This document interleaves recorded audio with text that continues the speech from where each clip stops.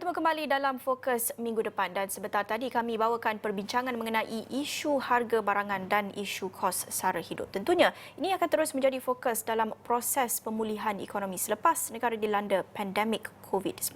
Namun pada masa yang sama, dalam usaha untuk menuju ke arah pemulihan ekonomi, pelbagai usaha digerakkan antaranya untuk menarik pelaburan asing ke negara. Ini tentunya salah satu objektif bagi lawatan-lawatan rasmi yang telah pun diadakan dan salah satu lagi lawatan rasmi yang kami akan jangkakan pada minggu akan datang adalah lawatan Perdana Menteri Datuk Seri Ismail Sabri Yaakob ke Turki pada minggu akan datang.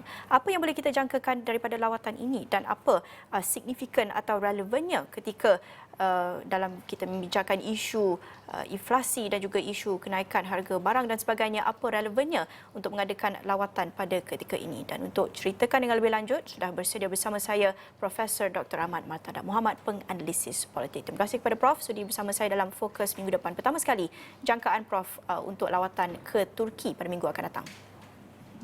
Okey, kalau kita lihat dalam keadaan ekonomi negara kita dengan kenaikan inflasi dan juga dengan mata wang ringgit juga semakin menurun, kita sudah tentu memerlukan satu hubungan baik dengan negara yang maju seperti Turki.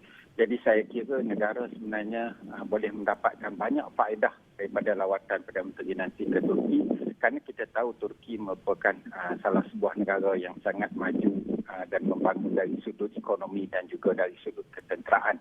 Jadi sebenarnya kalau kita lihat sebelum ini, Perdana Menteri telah pun menyatakan bahawa Malaysia akan mengadakan kerjasama terutama dari sudut teknologi, kerana teknologi di Turki merupakan antara negara yang mempunyai teknologi yang sangat tinggi terutama dari segi aerospace teknologi.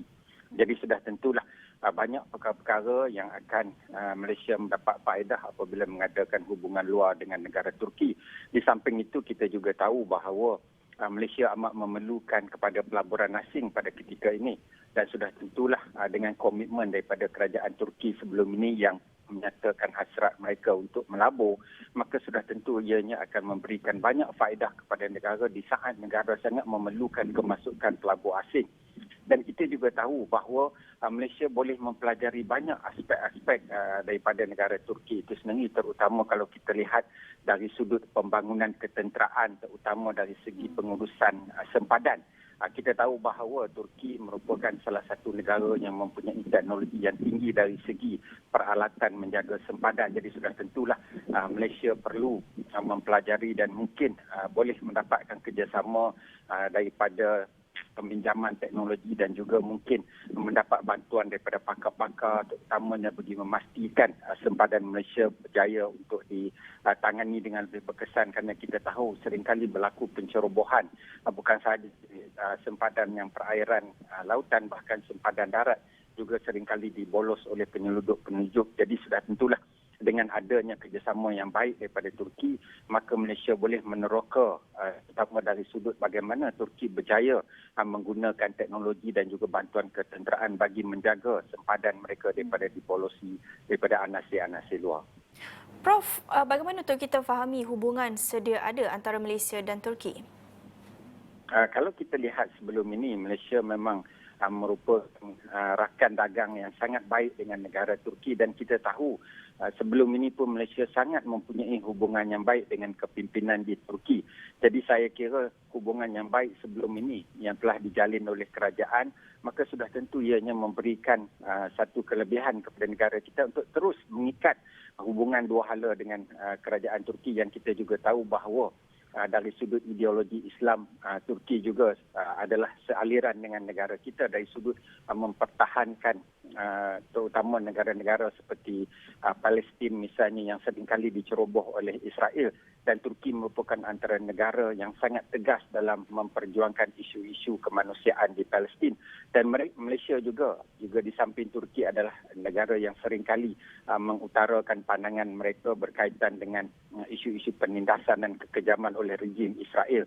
Jadi sudah tentulah hubungan baik di antara kedua-dua negara pasti memberikan kelebihan, terutamanya dalam konteks Turki juga pada ketika ini sedang cuba untuk menjalin hubungan dagang di antara negara-negara ASEAN yang lain.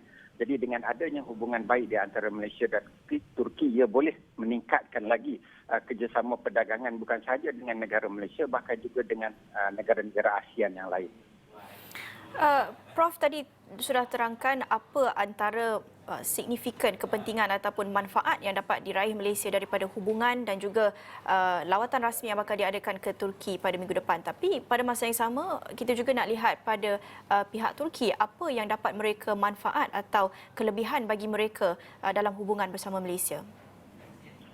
Sebagai sebuah negara Islam, kita tahu Turki memang dasar luar negaranya seringkali menjadikan negara-negara Islam yang lain sebagai salah satu negara hubungan dagang yang baik dan juga hubungan diplomatik yang baik. Jadi sudah tentulah dalam konteks ini Turki yang seringkali memperjuangkan isu-isu Islam seringkali ingin menjadikan negara-negara Islam yang lain sebagai satu negara yang mempunyai hubungan yang rapat dengan mereka. Jadi sudah tentulah dalam konteks ini Turki pasti merasakan bahawa Malaysia sebagai sebuah negara juga yang sering memperjuangkan isu-isu kemanusiaan sejagat dan yang seringkali memperjuangkan isu-isu penindasan orang-orang Islam yang lain seperti di Palestin, seperti di Rohingya. Sudah tentu ia menjadi tarikan juga kepada kerajaan Turki untuk menjalin hubungan yang baik. Dan dalam masa yang sama, kalau kita lihat dari segi perdagangan, Turki amat memerlukan kepada barang-barang seperti minyak kelapa sawit dan juga isu-isu perdagangan-perdagangan yang berkaitan dengan barang-barang pertanian. Jadi sudah tentulah dengan adanya hubungan yang baik dengan Malaysia, maka Turki juga akan mendapat faedah apabila mengimport bahan-bahan seperti kelapa sawit dan sebagainya. Jadi bagi saya, it is a win-win situation bukan saja kepada Malaysia dari segi mendapat pelaburan yang besar daripada Turki, bahkan Turki juga akan mendapat banyak faedah apabila mereka menjalin hubungan baik dengan negara Malaysia. Prof, pada masa yang sama, selain daripada kepentingan ekonomi, kita nak lihat kepada kepentingan politik dan politik global pada ketika ini yang kita tahu berada dalam keadaan ketidaktentuan ketika mana kita melihat pencerobohan Rusia di Ukraine, peperangan masih lagi berterusan dan dalam minggu-minggu yang lepas, kalau kita nak lihat sedikit perkembangan terbaru di Turki yang juga mengadakan lawatan rasmi ke Turki baru-baru ini, termasuk antaranya Putera Mahkota Arab Saudi dan juga dijangka pada minggu akan datang juga Menteri Luar dari Iran. Jadi pelbagai perkembangan baru yang berlaku di Turki ketika ini dan juga bagaimana diplomasi digerakkan sekarang ini ketika mana peperangan dan ketidaktentuan itu masih lagi berlaku di rantau-rantau berhampiran. Apa untuk kita fahami kepentingan Turki sekarang ini mengambil kira kepentingan serantau? Ya, kalau kita lihat di negara Timur Barat kita, misalnya di Middle Eastern country, Turki merupakan sebuah negara yang sangat dihormati. Kerana kita lihat pendirian Turki sangat jelas, terutama berkaitan dengan negara-negara yang mengamalkan penindasan. Jadi sebab itu kita tahu bahawa walaupun di negara-negara Islam di Timur Tengah terdapat negara-negara yang menyokong Israel, tetapi Turki sangat tegas pendirian mereka mengkritik kekejaman dan penindasan yang dilakukan oleh Israel. Dan juga dalam masa yang sama, Turki sentiasa menjadi antara sebuah negara yang cuba untuk mencari perdamaian di konflik di Timur Tengah. Kita tahu bahawa seringkali berlaku konflik di antara negara-negara Saudi dan juga negara-negara yang mempunyai pandangan dan ideologi yang berbeza seperti negara Iran. Dan juga dalam konteks ini kita dapati bahawa Turki seringkali menjadi antara negara yang berusaha untuk membawa pihak-pihak yang berkonflik ini ke arah pendamaian. Jadi sebab itulah kita melihat Turki sentiasa berusaha untuk menjalin hubungan baik dengan negara Iran. Dan dalam konteks yang terbaru kita lihat Turki juga menjalin hubungan baik dengan negara Saudi. Jadi ini sudah tentulah akan meredakan ketegangan di antara negara Saudi dan juga negara Iran yang kita lihat seringkali berlaku pertelingkahan dan konflik. Bukan saja di antara kedua-dua negara, bahkan juga di antara sekutu-sekutu negara yang memihak kepada Saudi dan negara yang memihak kepada Iran.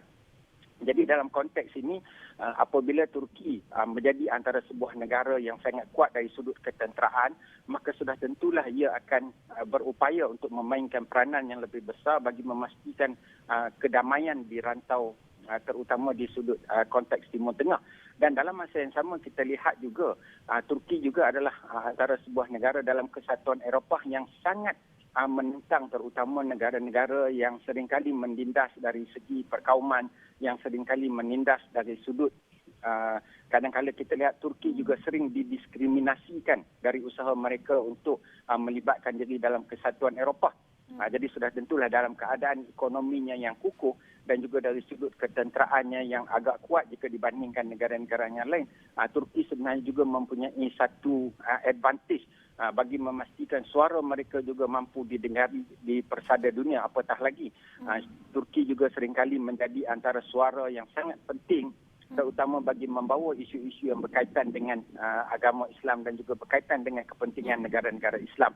Jadi sebab itulah kita melihat dalam konteks geopolitik di Timur Tengah, dalam konteks geopolitik di Eropah dan dalam konteks geopolitik di rantau Asia Pasifik, sebenarnya Turki cuba untuk memainkan peranan yang lebih besar di rantau ini di samping di Timur Tengah dan juga di Eropah, kerana kita lihat Turki sudah pun memulakan langkah untuk menjadi di antara rakan dagang kepada semua negara di ASEAN. Jadi sebab itu saya melihat sebenarnya melihat kepada konteks peranan yang besar yang dimainkan oleh Turki, sebenarnya ia memberikan banyak kelebihan kepada negara kita untuk menjalin hubungan diplomatik yang sangat rapat, dan dalam masa yang sama kita akan mendapat banyak faedah bukan saja dari sudut politik, dari sudut ekonomi, bahkan juga dari sudut-sudut yang lain, sosial seperti teknologi dan sebagainya. Prof, akhir sekali mengambil kira peranan yang dimainkan Turki yang cukup besar dan cukup signifikan ketika ini, apa pula posisi yang patut dimainkan Malaysia ketika ini? Kerana kalau kita nak bandingkan, apa yang banyak mendapat perhatian baru-baru ini adalah peranan yang dimainkan oleh Indonesia dengan lawatan rasmi oleh Presiden Jokowi ke Ukraine dan kini di Rusia. Bukan nak dibandingkan tetapi untuk lihat pula peranan yang patut dimainkan Malaysia dalam konteks geopolitik sekarang. Ya, kerana Malaysia daripada dahulu lagi seringkali mengatakan dasar aman, bebas dan berkecuali. Jadi prinsip aman, bebas dan berkecuali inilah yang menjadikan Malaysia antara negara-negara contoh di dunia. Walaupun kita mungkin tidak mempunyai peranan sebesar Indonesia yang menjadi sebahagian anggota G20, yang mana kita lihat Presiden Jokowi cuba untuk membawa kedua-dua negara berkonflik Ukraine dan juga Rusia ke meja persidangan. Namun Malaysia dalam hubungan negara kita dengan negara luar mempunyai pendirian yang sangat tegas dari sudut kita sangat seringkali menekankan berkaitan dengan prinsip-prinsip bebas dan berkecuali, dan sebab itu Malaysia mempunyai hubungan dengan mana-mana negara tanpa mengira ideologi, dan ini menyebabkan Malaysia dihormati oleh negara-negara luar. Dan sudah tentulah kita melihat dari sudut kita seringkali menekankan dari segi konsep kesederhanaan, dan Malaysia seringkali menjadi juru cakap ke arah memastikan konflik itu dapat diselesaikan di meja rundingan, seperti mana yang kita lakukan dengan di negara Filipina yang kita lihat berlaku konflik, dan juga di selatan Thai yang juga berlaku konflik, dan Malaysia merupakan negara yang membawa negara-negara yang sering berkonflik itu ke meja perdamaian sehingga telah menyebabkan konflik itu dapat ditamatkan tanpa sebarang kemusnahan ataupun kematian yang jumlah yang besar. Jadi sudah tentulah kedudukan yang telah dimainkan dan peranan yang telah dimainkan oleh Malaysia di persada dunia dan juga persada rantau ini sangat dihormati, bukan saja oleh negara-negara di rantau ini, bahkan juga di dunia. Jadi walaupun negara Malaysia merupakan sebuah negara yang kecil, tapi peranan dan suara Malaysia dalam memastikan bahawa negara-negara konsep bebas dan berkecuali dan hubungan yang baik tanpa mengira ideologi merupakan satu pendekatan yang seringkali dihormati oleh negara-negara luar. Ya. Dan dalam sudut inilah sudah tentulah Turki juga amat menghormati pendirian Malaysia. Baik, terima kasih Profesor Dr. Ahmad Martada Muhammad, penganalisis politik, kongsikan sedikit pandangan mengenai lawatan rasmi Perdana Menteri ke Turki pada minggu depan. Apa peranan yang dimainkan Turki ketika ini dan apa manfaat yang mungkin dapat diraih Malaysia dalam terus mengeratkan lagi hubungan bersama dengan Turki. Dan itu antara perkongsian dalam Fokus minggu depan. Itu sahaja masa kita ada untuk jam ini. Saya Naila Huda, kita jumpa lagi. Salam hormat.